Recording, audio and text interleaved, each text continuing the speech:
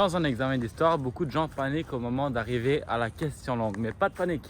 Dans cette vidéo, je vais t'expliquer comment faire une simplement et ainsi gagner 8 points assez facilement. Alors une question longue, c'est quoi? Dans la plupart des cas, on va te demander d'indiquer des causes, des conséquences, des changements ou des continuités par rapport à un ou plusieurs éléments toujours cités dans la question. De plus, tu devras y répondre en fonction de ce qui est demandé. Donc si la transformation est culturelle, économique, politique, sociale ou territoriale. Encore une fois, ce sera toujours précisé dans la question. Finalement, il faut savoir qu'avec une question longue, tu auras toujours des documents à côté pour t'appuyer dans ta réponse. Maintenant, pour y répondre, tu devras passer par plusieurs étapes. La première, c'est évidemment la lecture de la question. Là-dedans, on te donne déjà beaucoup d'informations sur quoi chercher dans le dossier documentaire. Dans cette étape, il faudra vraiment faire attention de faire ressortir les points importants de la question parce que si tu ne l'as pas bien comprise, ton élément de réponse va tout simplement être erroné. La deuxième étape, c'est la lecture et l'annotation des documents fournis. C'est probablement l'étape la plus cruciale de la question parce que c'est à l'aide de ce dossier documentaire que tu y répondras. Il faut tout d'abord lire ou observer chacun des documents. Pendant la lecture, je te conseille fortement d'annoter les points importants et surtout d'essayer de faire des liens entre les différents éléments cités. Quand tu auras fini d'annoter, c'est le temps de passer au tri. Il faut se débarrasser de tous les documents inutiles à la question parce que oui, il se peut que ceux qui ont fait la question te tendent des pièges et infiltrent des documents intrus qui n'ont pas de rapport avec ce qu'on t'a demandé. C'est seulement à la troisième étape que tu passeras vraiment au concret car tu devras faire ton plan.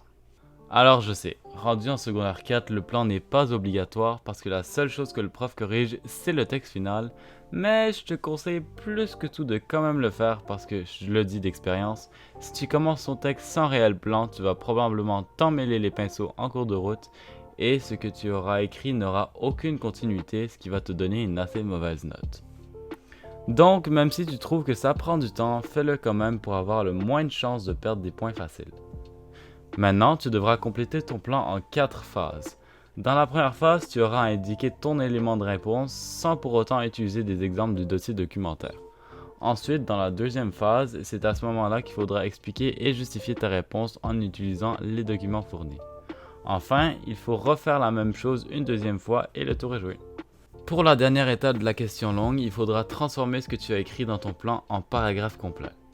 Par contre, tu n'es pas obligé d'écrire d'introduction et de conclusion parce que tu n'es pas noté sur la beauté de la présentation du texte, on n'est pas en français, mais plutôt sur la réponse historique que tu donnes et sur les liens que tu démontres. Aussi, pour cette étape, n'oublie pas de mettre des marqueurs de relation entre les éléments de ta réponse pour apporter plus d'importance aux liens créés.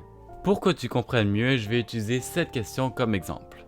Expliquer les conséquences économiques des mouvements de population de 1840 à 1900 au Québec. On peut déjà voir qu'on nous demande des conséquences économiques, donc on sait qu'on aura besoin de trouver des documents parlant de facteurs économiques. Ensuite, la question parle des mouvements de population de 1840 à 1900 au Québec, donc on peut tout de suite faire des liens dans notre tête avec les connaissances qu'on a déjà. Par exemple, je sais que c'est dans ces années-là que s'est passée la Grande Hémorragie et je sais aussi que c'est un événement durant lequel une immense population de Canadiens français natifs de milieux ruraux se sont déplacés vers la Nouvelle-Angleterre aux États-Unis parce que l'industrie était mieux avancée et il y avait donc plus d'emplois avec des meilleurs salaires. Bam! Emploi, salaire, c'est deux éléments économiques. Je sais aussi que pendant la Grande Hémorragie, d'autres groupes de Canadiens français, eux, ont préféré se diriger vers les grandes villes de leur région, notamment à Montréal, Québec ou Trois-Rivières, ce qui a mené à une urbanisation rapide, à une expansion et multiplication des villes, ce qui a, à son tour, causé la première phase d'industrialisation. Dans le dossier documentaire, on présente ces 4 documents. Dans le premier document, on peut voir la carte de la Nouvelle-Angleterre avec des chiffres représentant la population de Canadiens français dans chaque État. Déjà, on peut voir que les dates du document correspondent aux dates de la question, ce qui est un bon début. Ensuite, quand on pense à l'immigration des Canadiens français en Nouvelle-Angleterre, on peut directement faire le lien avec la Grande Hémorragie, qui, je le rappelle, est un mouvement de population dans ces années-là des Canadiens français vers les États-Unis, parce qu'à l'époque, ils sont beaucoup plus avancés industriellement et ils ont donc plus d'offres d'emploi. Par contre, le document parle ici d'un changement démographique et non économique. Du coup, même s'il nous parle de plein de choses intéressantes, on va être obligé de l'abandonner parce qu'il ne va pas pouvoir nous servir d'élément de réponse. Dans le deuxième document, on peut voir un artisan fabriquant une chaussure avant la révolution industrielle et un ouvrier utilisant une machine pour fabriquer une partie de la chaussure après la révolution industrielle. Donc, quand on voit ça, on peut tout de suite faire le lien avec un changement de cette époque dans la méthode de fabrication des objets. C'est la chaîne de production en usine et la séparation des tâches.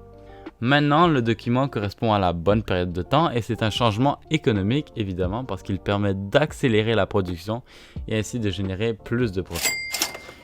Finalement, on peut considérer que c'est une conséquence de mouvement de population parce que, justement, l'agglomération soudaine de plein de personnes en ville dans ces années, donc un mouvement de population massif vers les villes, a causé une urbanisation et une industrialisation très rapide qui a eu en partie pour effet des conséquences sur les méthodes de production. Bref, après avoir analysé le document, ça se peut que tu te dis que c'est beaucoup trop de réflexion pour rien, mais crois-moi, quand tu seras rendu au moment où est-ce que tu devras rédiger la réponse, tu auras juste à piocher dans tes annotations et ça passera comme un couteau dans du beurre. Passons au troisième document. On peut y apercevoir des travailleurs en train de tailler du bois en 1872 comme c'est écrit dans la source. D'ailleurs, petite parenthèse, quand on analyse les documents, n'hésite pas à jeter un coup d'œil aux sources parce qu'en général, elles contiennent beaucoup d'infos qui pourraient être utiles pour ce cas-là. Donc, quel lien qu'on pourrait faire?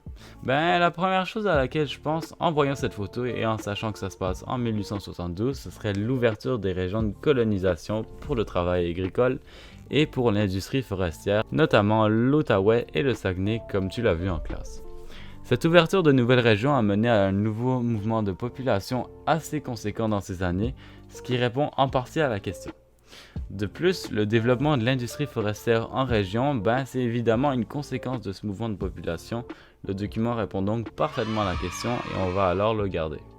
Finalement, juste en observant la source du dernier document, on peut voir que la photo date de 1962, ce qui est beaucoup trop longtemps après la période qu'on nous donne dans la question.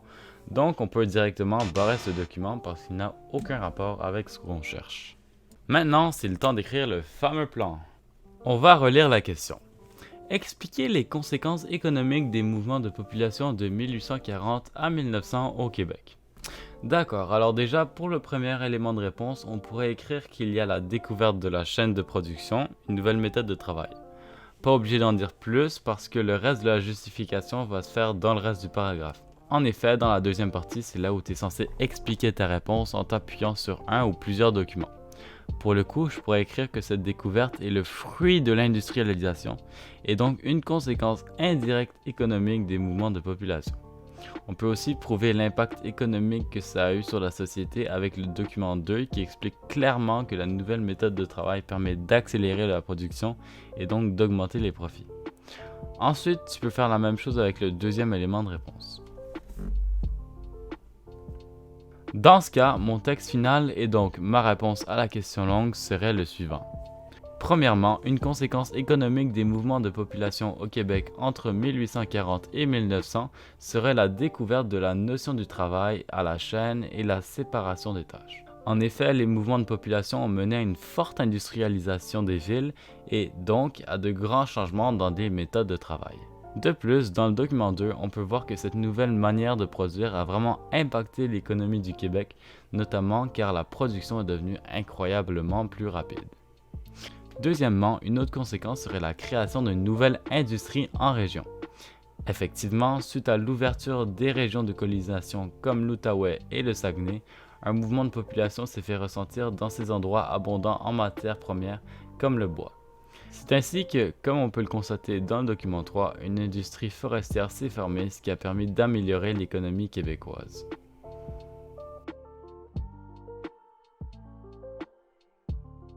Et voilà, c'est fini.